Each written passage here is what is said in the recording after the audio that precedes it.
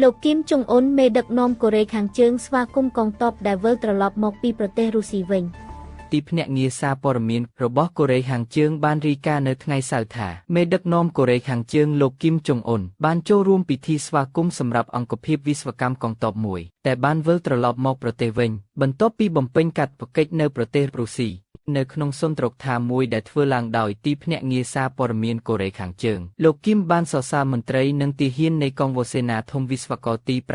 528នៃកងទ័ពប្រជាជនកូរ៉េចំពោះការលះបង់របស់ពួកគេដើម្បីប្រយោជន៍ប្រទេសជាតិក្នុងការបំពេញតាមបញ្ជាដែលចេញដោយគណបក្សពលករកូរ៉េដែលកំពុងកាន់អំណាចក្នុងអំឡុងពេលដាក់ពង្រាយនៅក្រៅប្រទេសរយៈពេល120ថ្ងៃវីដេអូដែលចេញផ្សាយដោយកូរ៉េខាងជើងបានបង្ហាញទាហានឯកសណ្ឋានចុះពីយន្តហោះលោកគីមអបទាហានម្នាក់ដែលអង្គុយលើប្រទេសរុញហើយទាហាននិងមន្ត្រីបានប្រមូលផ្ដុំគ្នាដើម្បីស្វាគមន៍កងទ័ពទីភ្នាក់ងារសារព័ត៌មានកូរ៉េខាងជើងបាននិយាយថាអង្គភាពនេះត្រូវបានបញ្ជូនចេញនៅដើមខែសីហានិងបានអនុវត្តភារកិច្ចប្រយុទ្ធនិងវិស្វកម្មនៅក្នុងតំបន់ Kursk នៃប្រទេសរុស្ស៊ីក្នុងអំឡុងពេលសង្គ្រាមនៅទីក្រុងមូស្គូជាមួយអ៊ុយក្រែនកាលពីខែមុនក្រសួងការពារជាតិរុស្ស៊ីបាននិយាយថាកងទ័ពកូរ៉េខាងជើងដែលបានជួយរុស្ស៊ីរុញច្រានការឈ្លានពានដ៏សំខាន់របស់អ៊ុយក្រែនចូលទៅក្នុងតំបន់ខឺភាគខាងលិចរបស់ខ្លួនឥឡូវនេះកំពុងដើរតួនាទីយ៉ាងសំខាន់ក្នុងការសម្អាតតំបន់នេះយោងតាមមកតកាសញ្ញាការពារជាតិទៅវិញទៅមករវាងប្រទេសទាំងពីរ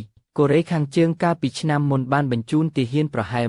14000នាក់ទៅជួយប្រយុទ្ធជាមួយកងទ័ពរុស្ស៊ីនៅ Kursk ហើយមនុស្សជាង5000នាក់ត្រូវបានសម្លាប់នេះបើយោងតាមប្រភពកូរ៉េខាងត្បូងអ៊ុយក្រែននិងលោកខាងលិចលោកគីមបាននិយាយថាទាហាន9នាក់ត្រូវបានសម្លាប់ក្នុងអំឡុងពេលបេសកកម្មដោយពណ៌នាអំពីការស្លាប់របស់ពួកគេថាជាការបាត់បង់ដ៏ក្រៀមក្រំហើយបានប្រកាសថាកងវ៉ូសេនាធំនឹងទទួលបានមេដាយសេរីភាពនិងឯករាជ្យទាហានដែលបានស្លាប់ទាំង9នាក់ត្រូវបានទទួលងារជាវីរបុរសនៃសាធារណរដ្ឋប្រជាមានិតប្រជាធិបតេយ្យកូរ៉េរួមជាមួយនឹងកិត្តិយសរាប់ផ្សេងទៀតនេះបើយោងតាមរបាយការណ៍របស់ទីភ្នាក់ងារសារព័ត៌មានកូរ៉េខាងជើងពិធីស្វាគមន៍ត្រូវបានធ្វើឡើងនៅថ្ងៃសុក្រនៅទីក្រុងព្យុងយ៉ាងហើយមានការចូលរួមពីមន្ត្រីយោធាជាន់ខ្ពស់មេដឹកនាំគណបក្សកាន់អំណាចក្រុមគ្រួសាររបស់ទាហាននិងហ្វូងមនុស្សយ៉ាងច្រើននេះបើយោងតាមរបាយការណ៍នៅក្នុងសន្ទរកថារបស់លោកគីមបាននិយាយថាកងវ៉ូសេនាធំបានសម្អាតតំបន់គ្រោះថ្នាក់ក្រោមលក្ខខណ្ឌប្រយុទ្ធនិងបានបង្ហាញពីភាពស្មោះត្រង់ដាច់ខាតចំពោះគណបក្សនិងរដ្ឋលោកក៏បានសរសើរដល់ការបញ្ចូលគំនិតនយោបាយវិន័យនិងសាមគ្គីភាពក្នុងចំណោមកងទ័ពដោយហៅការសម្ដែងរបស់ពួកគេថាជាគំរូសម្រាប់កងកម្លាំងប្រដាប់អាវុធកូរ៉េខាងជើងបានផ្ដល់កិត្តិយសជាសាធារណៈដល់កងទ័ពរបស់ខ្លួនដែលបានប្រយុទ្ធដើម្បីរុស្ស៊ីក្នុងសង្គ្រាមនៅអ៊ុយក្រែនកាលពីខែសីហាលោកគីមបានសរសើរពួកគេនៅក្នុងកិច្ចប្រជុំជាមួយមន្ត្រីដែលពាក់ព័ន្ធនឹងប្រតិបត្តិការនៅក្រៅប្រទេសខណៈដែលប្រព័ន្ធផ្សព្វផ្សាយរដ្ឋមុននេះបានបង្ហាញលោកកំពុងរំឈូសដែលមានទង់ជាតិនៅក្នុងអ្វីដែលហាក់ដូចជាការធ្វើមាតុភូមិនិវត្តន៍ទាហានដែលត្រូវបានសម្លាប់រួមជាមួយកងកម្លាំងរុស្ស៊ីនេះបើយោងតាមការចុះផ្សាយពីសារព័ត៌មាន CNN នៅថ្ងៃទី13ខែធ្នូឆ្នាំ2025នេះ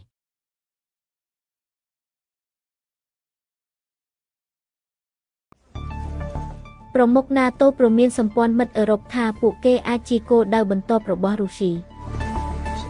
អគ្គលេខាធិការ NATO លោកម៉ាក់រូតេបានព្រមានការពីថ្ងៃប្រោះថាសមាជិកនៃសម្ព័ន្ធមិត្តអាចជាគោលដៅបន្ទាប់របស់រុស្ស៊ីដោយអំពាវនាវឲ្យមានការកើនឡើងយ៉ាងឆាប់រហ័សនៃការចំណាយលើការការពារជាតិដើម្បីទប់ស្កាត់សង្គ្រាមស្រដៀងគ្នាទៅនឹងអ្វីដែលមនុស្សជំនាន់មុនបានឃើញការអត្ថាធិប្បាយរបស់លោកអគ្គលេខាធិការ NATO លោកម៉ាក់រូតេនៅក្នុងសន្ទរកថាមួយនៅឯសន្និសីទសន្តិសុខទីក្រុងមួយនិចក្នុងទីក្រុងបេឡាំងបានកើតឡើងនៅពេលដែលមេដឹកនាំអឺរ៉ុបបានពិភាក្សាអំពីសំណើសន្តិភាពដែលត្រូវបានរចនាឡើងដើម្បីបញ្ចប់សង្គ្រាមរយៈពេលជាច្រើនឆ្នាំរបស់រុស្ស៊ីនៅអ៊ុយក្រែនទល់នឹងផ្ទៃខាងក្រោយនៃសម្ពាធកាន់តែខ្លាំងឡើងរបស់សហរដ្ឋអាមេរិកលោកបានមានប្រសាសន៍ថាយើងត្រូវត្រៀមខ្លួនព្រោះចំនួនលែងមានការពិភាក្សាដោយដៃទទេទៀតហើយចំនួនគឺនៅមាត់ទ្វាររបស់យើងរុស្ស៊ីបាននាំសង្គ្រាមត្រឡប់មកអឺរ៉ុបវិញហើយយើងត្រូវតែត្រៀមខ្លួនសម្រាប់ទំហំនៃសង្គ្រាមដែលជីដូនជីតារបស់យើងបានស៊ូទ្រាំទោះជាយ៉ាងណាក៏ដោយលោកបានបន្ថែមថាប្រសិនបើ NATO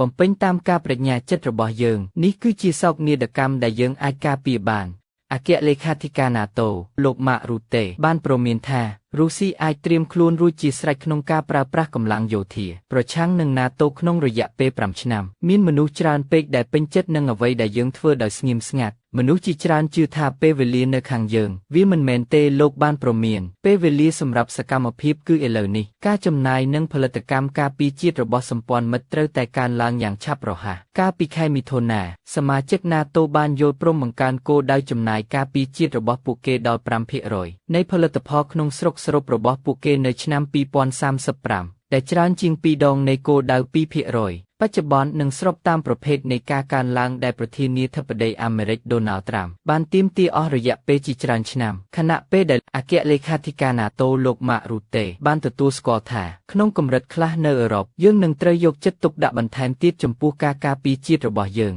លោកក៏បានព្យាយាមបញ្ជាក់ពីការបដិញ្ញាចិត្តរបស់សហរដ្ឋអាមេរិកចំពោះ NATO ផងដែរលោកបានធ្វើអត្ថាធិប្បាយបន្ទាប់ពីរដ្ឋបាលលោកត្រាំបានចេញផ្សាយយុទ្ធសាស្ត្រសន្តិសុខជាតិរបស់ខ្លួនកាលពីថ្ងៃសុក្រដែលបានអនុម័តឥរិយាបថប្រឈមមុខដាក់គ្នាដែលមិនធ្លាប់មានពីមុនមកចំពោះអឺរ៉ុបលោកបានមានប្រសាសន៍ថាវាមានសារៈសំខាន់ណាស់ដែលយើងរក្សាចំណងអន្តរអាត្លង់តិកដូចសពថ្ងៃនេះដោយចង្អុលបង្ហាញថាអ្នកមិនអាចការពារសហរដ្ឋអាមេរិកដោយគ្មានអាត្លង់តិកដែលមានសុវត្ថិភាពនោះទេហើយអ្នកត្រូវការ NATO ដើម្បីរក្សាអាត្លង់តិកឲ្យមានសុវត្ថិភាពអគ្គលេខាធិការ NATO លោកម៉ាក់ រូតេបានសរសើរលោកត្រាំចំពោះការចាប់ផ្ដើមកិច្ចពិភាក្សាលើប្រទេសរុស្ស៊ីនិងអ៊ុយក្រែនដោយបានប្រាប់លោក Fred Plegan អ្នកយកព័ត៌មាន CNN ថាប្រធានាធិបតីអាមេរិកគឺជាមនុស្សតែម្នាក់គត់ដែលអាចបំបែកភាពជាប់គាំងជាមួយប្រធានាធិបតីរុស្ស៊ីគឺលោកត្រាំបានបង្ហាញពីភាពអន្ទះសារក្នុងការឈានដល់កិច្ចព្រមព្រៀងមួយក្នុងរយៈពេលប៉ុន្មានសប្តាហ៍ថ្មីនេះខណៈដែលបណ្ដាប្រទេសនៅអឺរ៉ុបហាក់ដូចជាមានការប្រុងប្រយ័ត្នជាងមុនដោយស្វែងរកការធានាលើសន្តិសុខនិងការពិភាក្សាបន្ថែមទៀតលើការសាមគ្គីទឹកដីអគ្គលេខាធិការ NATO លោកម៉ាក់ រូតេបាននិយាយថាត្រូវតែមានការធានាសន្តិសុខសម្រាប់អ៊ុយក្រែនជំនួសឲ្យគុណភាពនិងកម្រិតបែបនេះតែលោកពូទីនដឹងថាប្រសិនបើគាត់ព្យាយាមម្ដងទៀតប្រតិកម្មនឹងបំផ្លិចបំផ្លាញលោកបានបន្ថែមថាយើងទាំងអស់គ្នាដឹងថានឹងមានការពិភាក្សាដ៏លំបាកនិងវែងឆ្ងាយអំពីទឹកដីតែនៅទីបំផុតមានតែជនជាតិអ៊ុយក្រែនទេតែអាចសម្រេចចិត្តបានទន្ទឹមនឹងនេះរុស្ស៊ីបានអំពាវនាវឲ្យចាប់ភពអង់គ្លេសទទួលស្គាល់អ្វីដែលទាហានអង់គ្លេសម្នាក់ដែលបានស្លាប់នៅអ៊ុយក្រែនកំពុងធ្វើនៅទីនោះដោយបញ្ជាក់ដោយគ្មានភស្តុតាងថាកងកម្លាំងអង់គ្លេសកំពុងអនុវត្តច្រើនជាងកាតព្វកិច្ចដែលបានបង្ហាញជាសាធារណៈរបស់ពួកគេនៅក្នុងប្រទេសក្រសួងការពារជាតិក្រភពអង់គ្លេសបាននិយាយកាលពីថ្ងៃពុធថាទាហានរូបនេះបានស្លាប់បន្ទាប់ពីគ្រោះថ្នាក់ដ៏សោកសៅមួយខណៈពេលកំពុងសង្កេតមើលកងកម្លាំងអ៊ុយក្រែនសាកល្បងសមត្ថភាពការពារថ្មីឆ្ងាយពីជួរមុខនេះបើយោងតាមការចុះផ្សាយពីសារព័ត៌មាន CNN នៅថ្ងៃទី11ខែធ្នូឆ្នាំ2025នេះ